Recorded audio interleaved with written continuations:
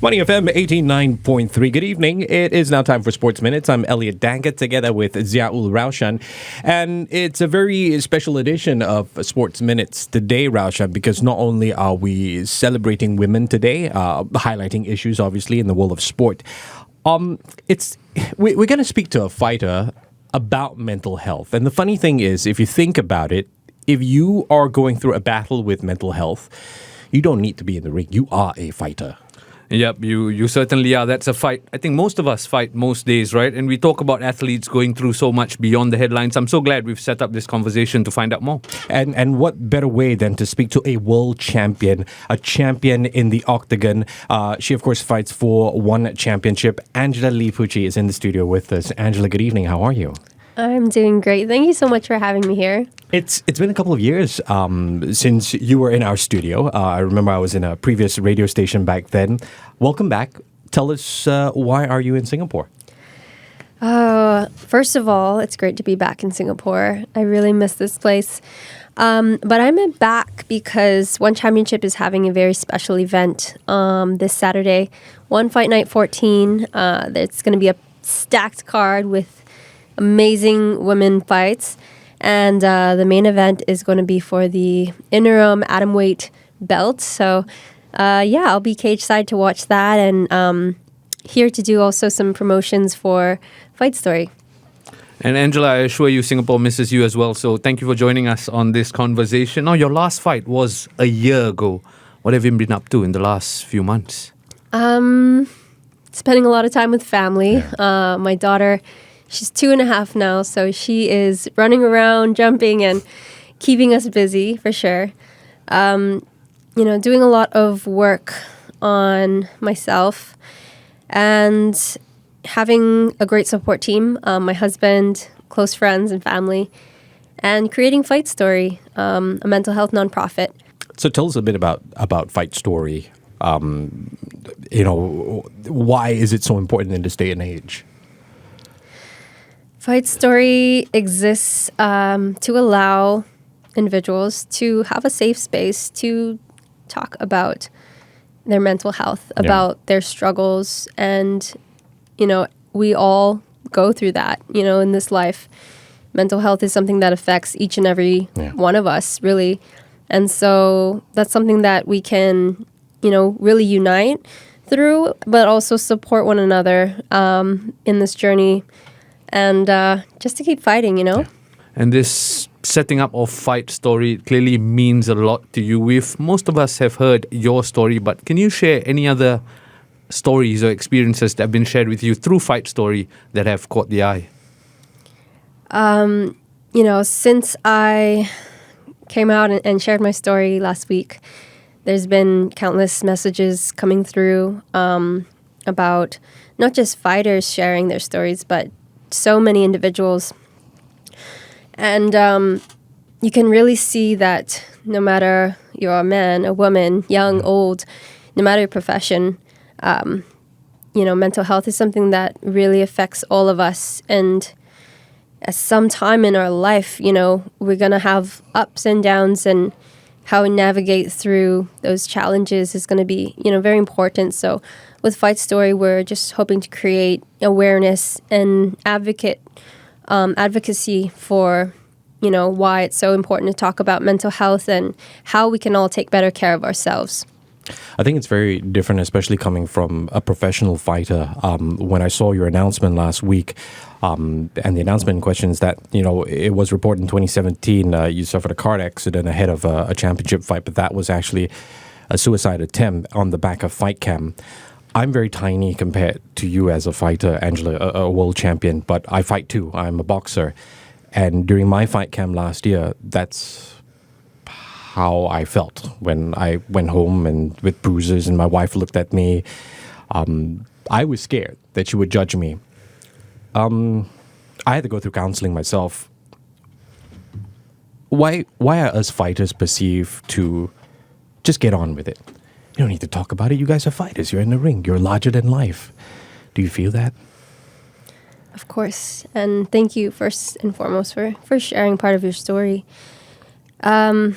This profession that we chose, being a fighter, it's built around being strong. Our goal is to win, to be the champion, to be on top of the world. And in order to do that, we have to put on this mask for the rest of the world to not show weakness. And it's also kind of the way that we were raised in training, right? For so many years, to be strong, to do whatever it takes to win, this kind of mentality. And to be honest, this kind of mentality got me to the top, to where I am today. But at the same time, I think it's crucial to know that, life is not all about winning. It's not all about the fight. There's so much more to life than that. And what's most important is having a balance in life. You can strive for greatness. You can get to the top, but you shouldn't have to, sacrifice yourself or your health to do that.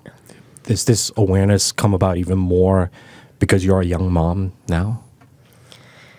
In 2021, when my daughter was born, it was a really, life-changing moment for me. And I know everyone says that the moment their kids are born, you're a different person, but it's true.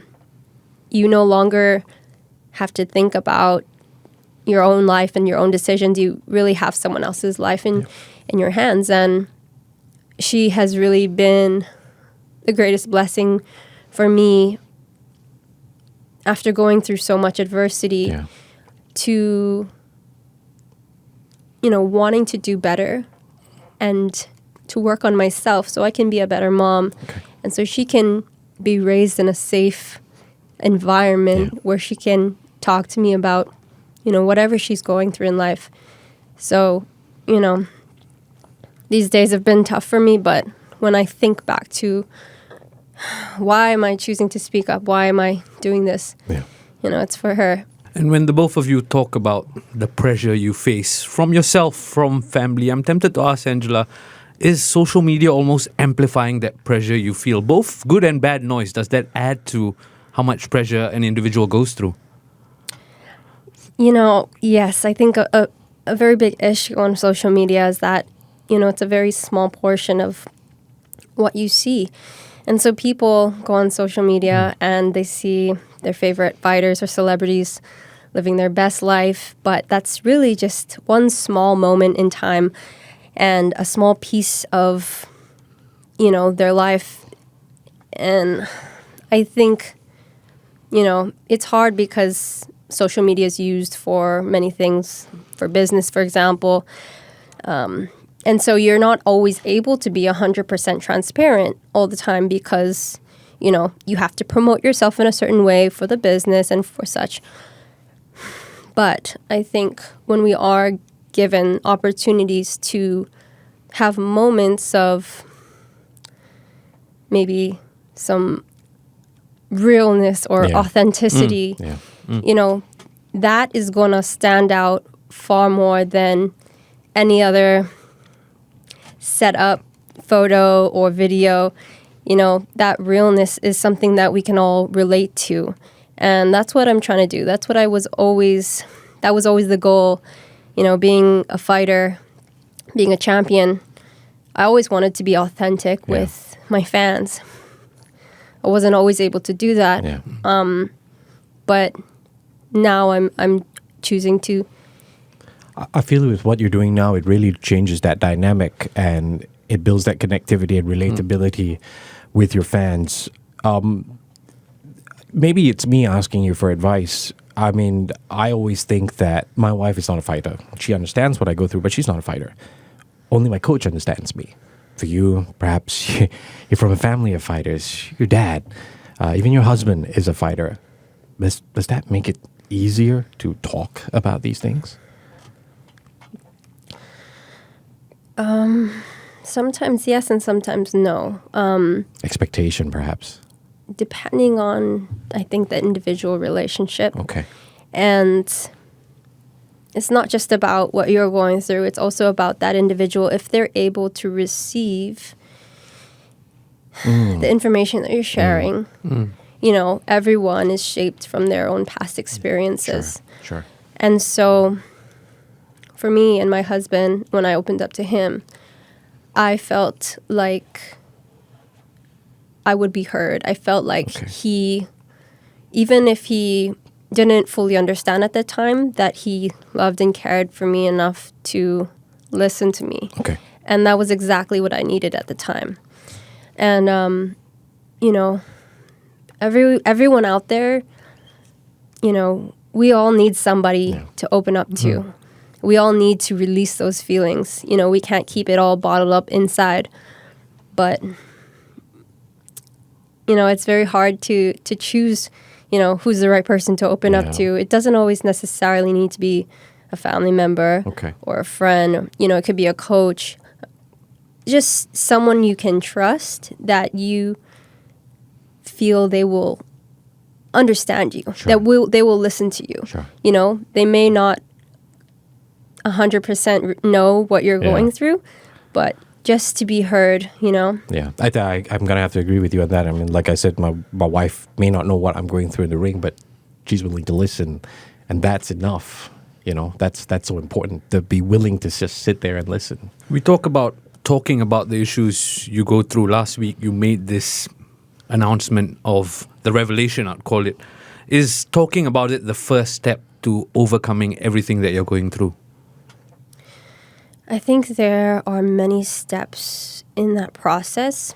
Now, 2023, at 27 years old, I'm at a place where I'm comfortable to talk about what I went through. And, each person has their own time to do that. I'm not here to tell everybody, open up, share your stories, open up those wounds. It's not an easy thing to do. But you do add a lot of realism, reality to it all, especially how it's been 9 months of healing since the passing of Victoria. I'm really, really sorry that you had to go through that. How does the Lee family fight? Do you even think about competing anymore? Or is the fight in life completely different now? Yeah, everything has changed since then. Yeah. And I think it has just really put things into perspective of what really matters in life. And it's been the hardest thing I've ever had to go through. Yeah. Perhaps then, just as a final question, when it comes to mental health, when it comes to being with a strong woman, what can us men do? What's your husband doing that us men can learn from him? To support a world champion like you. Honestly, I was so blessed to have Bruno. I told him just before this trip, I said, thank you. I think you saved my life, because I don't know where I would be if I didn't have that opportunity to share that truth with somebody. And it was a risk that he took. He risked getting me angry, or he risked being misunderstood for asking me, hey, what really happened? Can you talk to me about it? But I think that's a risk sometimes we need to take for our loved ones, because oftentimes we want to share, we want that opportunity, but we're not asked. Yeah. And so listening without judgment, because we can't read minds. We don't know what it's like to be, in someone else's shoes completely. It's deeper than empathy in a way. Yeah, it's listening, and listening without judgment is honestly the best thing you could do to support someone if you really love them. And it's a lot harder to do. It's a lot but I think that one thing we should all realize is that we're each one of us, we're fighting against something every day. We've gone through something. We all have a story. And just putting a little bit more of kindness and understanding back in the world, I think giving people that opportunity to speak is so important. And just check on your people, Angela, just a final question for me on this Inspiring Fight Story initiative. Starting it is half the battle, but Victoria's with you. How you think she'll be feeling watching you fight the good fight almost? Yeah, I know she would be proud. I just wish she was here to do it with me, physically. I know spiritually she is. And I'm just doing my best, to live like how she would. And, yeah. And from one fighter to another, we're all grateful for everything that you're doing to raise awareness in this area. Angela, thank you so much for taking the time and sharing your story with us. Thank you. Thank you, Angela. Sports Minutes on Money FM 89.3. Money FM 89.3.